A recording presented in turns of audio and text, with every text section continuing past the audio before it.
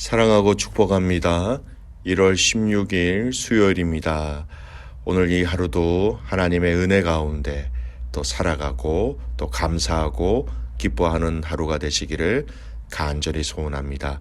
오늘 말씀은 세상의 나라와 하나님 나라 이 두 번째 제목으로 함께 말씀을 나누고자 합니다. 오늘 말씀은 다니엘 7장 15절에서 28절 말씀입니다. 말씀을 봉독합니다. 나 다니엘이 중심에 근심하며 내 머릿속에 환상이 나를 범민하게 한지라. 내가 그 곁에 모셔 선자들 중 하나에게 나아가서 이 모든 일의 진상을 물으매 그가 내게 말하여 그 일의 해석을 알려주며 이르되 그 내 큰 짐승은 세상에 일어날 내 왕이라. 지극히 높으신 이의 성도들이 나라를 얻으리니 그 누림이 영원하고 영원하리라. 이에 내가 넷째 짐승에 관하여 확실히 알고자 하였으되 곧 그것은 모든 짐승과 달라서 심히 무섭더라. 그 이는 쇠여 그 발톱은 노시니 먹고 부서뜨리고 나머지는 발로 밟았으며 또 그것의 머리에는 10뿔이 있고 그 외에 또 다른 뿔이 나오매 새 뿔이 그 앞에서 빠졌으며 그 뿔에는 눈도 있고 큰 말을 하는 입도 있고 그 모양이 그의 동류보다 커 보이더라. 내가 본즉 이 뿔이 성도들과 더불어 싸워 그들에게 이겼더니 옛적부터 항상 계신 이가 와서 지극히 높으신 이의 성도들을 위하여 원한을 풀어주셨고 때가 이름에 성도들이 나라를 얻었더라.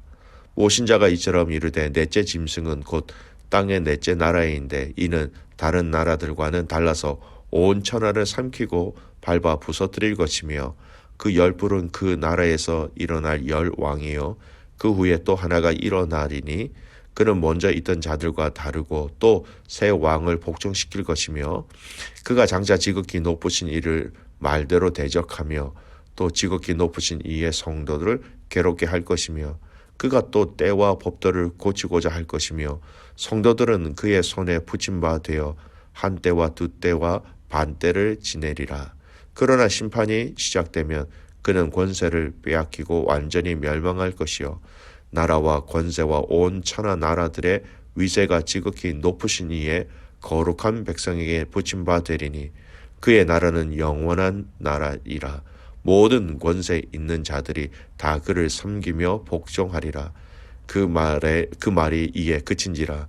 나 다니엘은 중심에 범민하였으며 내 얼굴빛이 변하였으나 내가 이 일을 마음에 간직하였느니라. 아멘. 오늘 말씀 제목 세상의 나라와 하나님 나라 두 번째로 말씀을 나누고자 합니다. 오늘 말씀은 하나님께서 다니엘에게 주신 그런 묵시의 내용입니다. 환상이라고 얘기할 수도 있지요. 오늘 말씀은 또 어제와 이어지는 말씀으로 계속해서 이 묵시, 계시의 내용을 하나님께서 천사를 통하여서 자세하게 풀어주고 계시는 내용입니다. 이 다니엘이 본 꿈, 이 계시의 내용을 어떻게 설명하고 있습니까? 다니엘이 다시 한번 더 그 꿈 환상 내용이 어떤 것이었죠? 바다에서 네 동물이 나오는데 첫째는 사자 같았고 둘째는 곰 같았고 셋째는 표범 같았고 넷째는 10뿔 달린 무서운 짐승이 바다에서 나왔지요. 그리고 하나님은 그 재판을 통해서 이들을 심판하기를 결정하고 그 짐승을 죽이시고요. 그리고 인자, 그 예수님이라고 말씀드렸죠.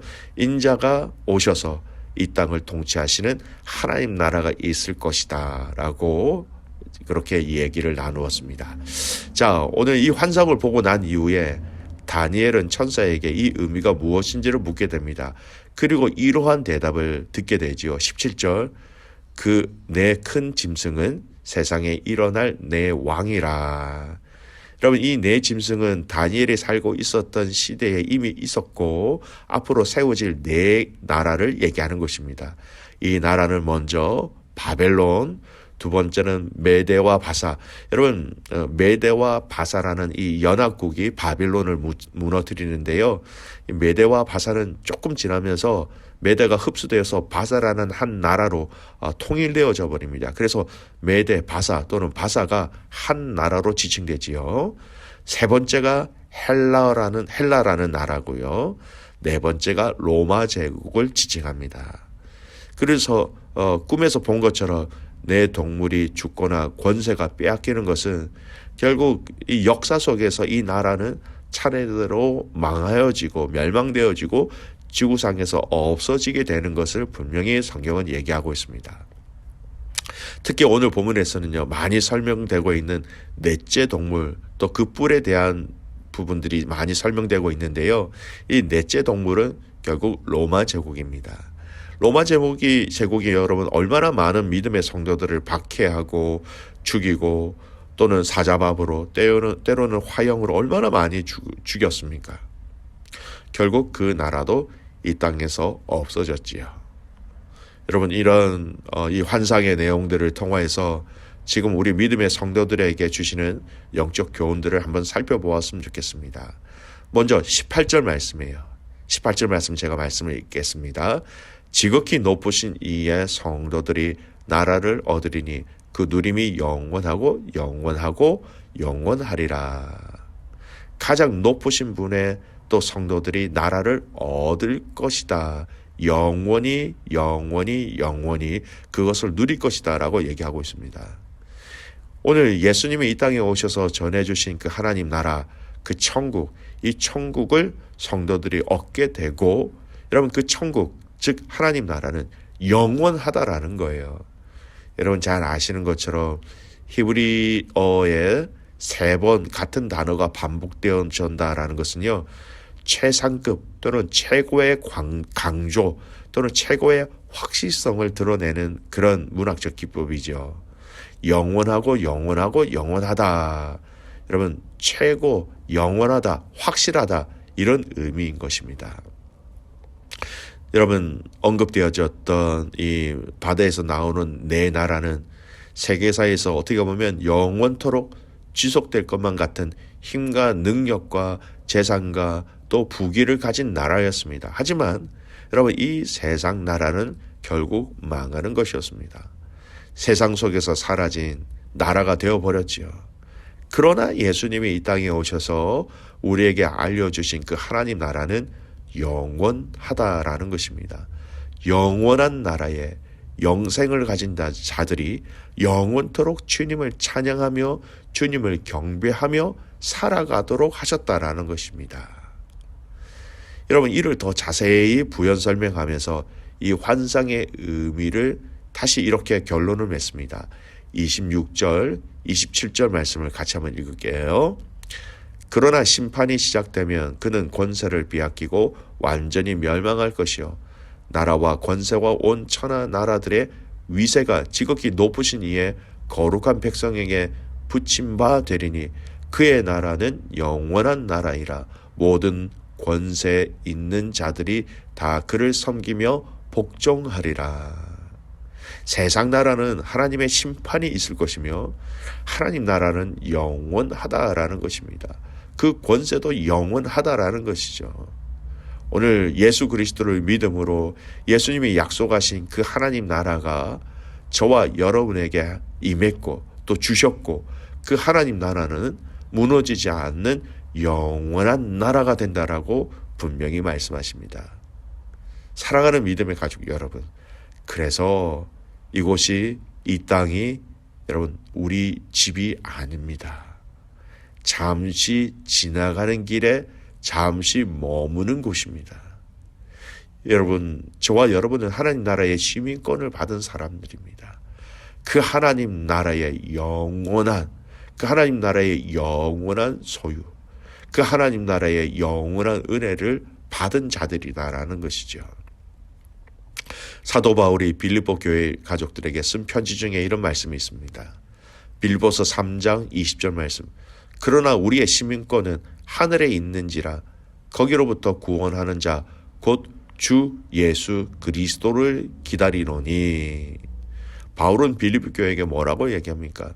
우리의 시민권은 하늘에 있다라는 겁니다. 이 땅에서 살아가지만 우리의 정체성은 하나님 나라, 거기에 시민권이라는 것입니다. 그래서 거기서 오시는 예수 그리스도를 우리는 기다리며 살아가는 자들이다. 성도의 정체성에 대해서 이렇게 얘기하고 있는 것이죠. 여러분, 영원한 아버지 집, 그 나라에 소망을 두시기를 주님의 이름으로 축복합니다. 두 번째, 오늘 이 말씀을 통하여 저희들이 살펴볼 것은요, 이렇게 우리에게 영원한 하나님 나라를 주셨는데 한 가지 우리가 통과해야 할 과정이 있다라는 것입니다. 반드시 거쳐가야 하는 길이 있는데요, 그것은 세상이 우리를 괴롭게 할 것이며 그 괴롭힘에서 우리는 주저앉거나 포기하거나 뒤를 돌아보지 말아야 한다는 것입니다. 25절 말씀 보십시오. 그가 장차 지극히 높으신 이를 말로 대적하며 또 지극히 높으신 이의 성도를 괴롭게 할 것이며 그가 또 때와 법을 고치고자 할 것이며 성도들은 그의 손에 붙임 바 되어 한 때와 두 때와 반 때를 지내리라. 로마 제국이 이스라엘 백성들을 그렇게 괴롭게 하고 핍박하게 하고 죽이고자 하는 그 모습들을 25절 말씀이 예언한 것인데요. 여러분, 이것은 계속해서 이어지는 것입니다. 세상이 믿음의 성도들이라면 과거나 현재나 미래나 계속해서 괴롭게 할 것이다 라고 이렇게 얘기하는 것입니다. 여러분, 세상에서 믿음의 성도들이 살아갈 때는 틀림없이 여러분 괴롭습니다. 세상과 우리는 다르기 때문입니다. 세상이 우리에게 고통을 주기도 하지만 또 핍박을 주기도 하지만 살아간다는 그 자체가 우리 믿음의 성도들에게는 너무나 다르기에 여러분 고통스러울 수밖에 없는 것입니다. 그런데 한 가지 눈여겨봐야 할 구절이 있습니다. 오늘 25절 말씀에 보면 세상이 때와 법을 고치고자 한다라는 말씀이 있죠. 여러분, 무슨 말일까요? 세상이 선의 기준, 악의 기준을 마음대로 정할 것이며 하나님이 창조하신 그 모든 아름다운 기준들을 다 바뀌게 할 것이라는 그런 의미입니다.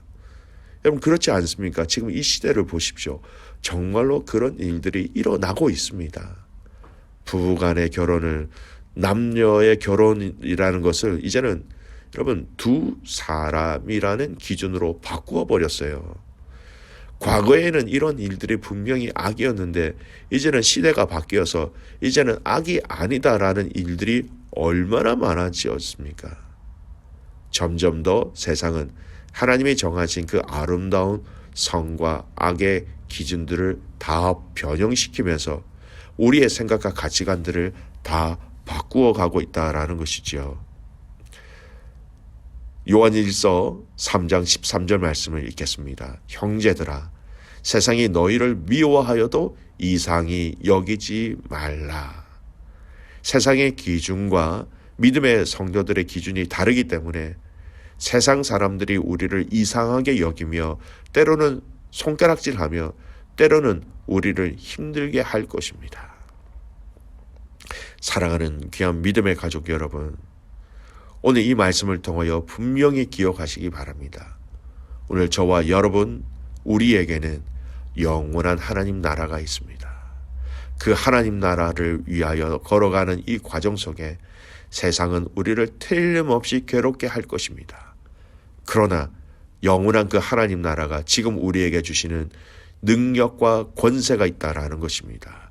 그 능력과 권세로 이 땅에 우리를 이상하게 여겼고 이 땅에 우리를 미워하여도 괴롭게 하여도 그 괴롭힘에 무릎 꿇지 아니하고 이기고 승리하며 감사로 하나님 앞에 영광 올려드리는 우리의 삶이 되어야 할 것입니다. 사랑하는 귀한 믿음의 가족 여러분, 오늘 우리에게 영원한 하나님 나라가 있다는 것을 알고 그 권세를 통하여서 여러분 승리를 선포하며 감사를 선포하며 살아가시기를 간절히 소원합니다. 오는 주일은 믿음의 가족들이 함께 모여 감사주일로 하나님 앞에 예배드리는 날이죠. 여러분, 오늘 이 하루, 오늘 우리가 영원한 하나님 나라를 소유한 백성으로서 우리가 감사해야 할 제목들을 돌아보시면서 찾아내시길 바랍니다.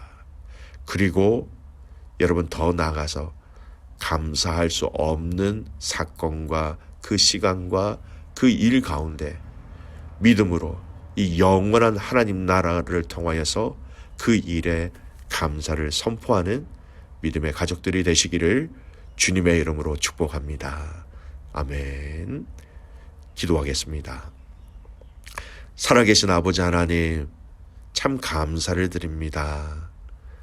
우리가 이 땅에 살아가면서 우리에게 허락하신 이 하나님 나라를 알고 하나님 나라를 믿고 하나님 나라의 권세와 은혜와 능력들을 체험하며 살아가게 하여 주신 것을 참 감사를 드립니다. 하나님, 믿음의 성도들이 그 하나님 나라를 기억하며 살아갈 때에 하나님, 악한 것들은 성도들을 틀림없이 괴롭게 할 것인데 아버지, 이 괴롭힘 가운데 이기게 하여 주시옵소서. 때와 법을 고치고자 할 것인데 이 때와 법을 고치는 그 상황 속에서 믿음의 성도들은 신앙을 지켜낼 수 있도록 역사하여 주시옵소서. 오늘 이 하루 겸손히 주님 앞에 엎드립니다. 우리에게 영원한 하나님 나라가 있음을 알고 이 하나님 나라를 통하여 나의 인생 가운데, 우리 가정 가운데, 우리 교회 가운데 감사해야 될 것들이 무엇인지를 다시 찾을 수 있는, 감사가 회복되어지는 복된 하루가 되게 하여 주시옵소서. 그렇게 행하실 그 주님을 신뢰하며 살아서 역사하시는 예수 그리스도의 이름으로 감사하며 기도드리옵나이다. 아멘.